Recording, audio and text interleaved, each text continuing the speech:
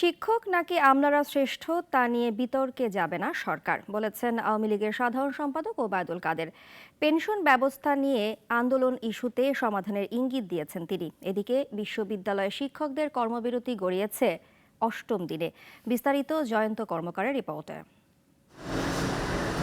শিক্ষক শিক্ষার্থীদের কর্মচাঞ্চল্যে মুখর থাকার কথা ক্যাম্পাস, অথচ ক্লাসে ঝুলছে তালা, হচ্ছে না পরীক্ষা, একাডেমিক কার্যক্রমও বন্ধ। সর্বজনীন পেনশনের প্রত্যয় স্কিম বাতিল সহ ৩ দফা দাবিতে লাগাতার কর্মসূচি পালন করছেন বিশ্ববিদ্যালয়ের শিক্ষকরা। এতে শিক্ষার্থীরা পড়েছেন ক্ষতির মুখে। পরীক্ষাটা অফ হয়ে গেছে, আমি পরীক্ষার জন্য যে প্রিপারেশন নিয়েছিলাম এখন সেই প্রিপারেশনটা আমি আবার ভুলে যাচ্ছি। আমার এখন কিন্তু পড়া হচ্ছে না। আমাদের পরীক্ষা এখন অফ, আমাদের পড়াশোনা এখন আমরা পিছিয়ে পড়তেছি পড়াশোনায়।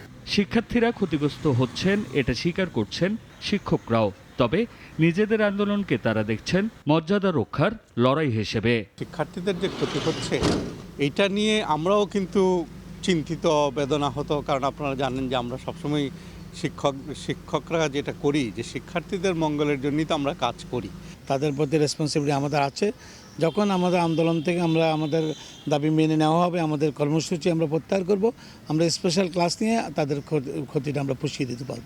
শিক্ষকদের আন্দোলনের ৮ম দিনে এসে সরকারের তরফ থেকে এসেছে সমাধানের ইঙ্গিত। দুপুরে ধানমন্ডিতে আওয়ামী লীগের রাজনৈতিক কার্যালয়ে এ বিষয়ে কথা বলেন ক্ষমতাসীন দলের সাধারণ সম্পাদক। তিনি জানান, সিদ্ধান্ত নিতে হবে বাস্তবতার আলোকে। এখানে ভুল বুঝাবুঝি থাকতে পারে, some sort of misunderstanding এখানে থাকতে পারে, তো সেটার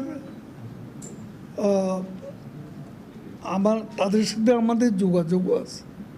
গত বুধবার খবর আসে আন্দোলনরত শিক্ষকদের সঙ্গে বৈঠকে বসবেন সেতুমন্ত্রী ওবায়দুল কাদের, কিন্তু বৈঠকটি স্থগিত করা হয়। কবে নাগাদ দুপক্ষের আলোচনা হবে তার দিনক্ষণ এখনো অজানা। জয়ন্ত কর্মকার, নাগরিক, Dhaka. Walton air conditioner exchange অফারে স্প্লিট এসিতে 23,000 টাকা পর্যন্ত নিশ্চিত ছাড়।